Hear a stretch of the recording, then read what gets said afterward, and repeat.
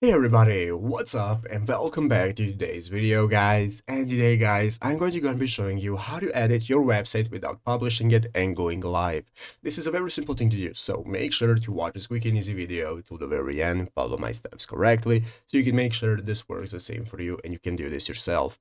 But yeah guys, let's get straight into it.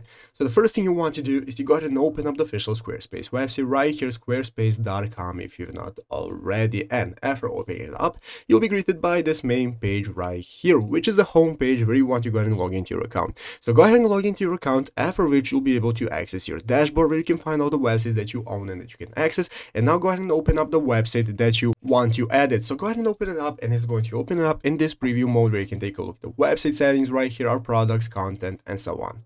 So now let's go ahead and get started. Basically guys, all we have to do to be able to edit without anybody seeing the changes is go right here and click the settings icon. After clicking settings icon, this is now going to open up this new menu page where you can take a look at all the options that we have. And here in this new menu of options under website guys, we can see that a new option appears that says site availability. So you want to open up site availability. Basically guys, if you want to go ahead and put your site so that nobody can see it, you want to go ahead and make it private. So either private or password protected. Maybe password protected is even better because nobody will be able to enter without a password. So you want to put a password right here and enter in the password that nobody will know. So when they enter in the website, nobody will be able to access it and you can edit as much as you want without anybody seeing it. And once you're ready to go live and publish it, you can go ahead and remove the password and everybody will be able to access the website normally.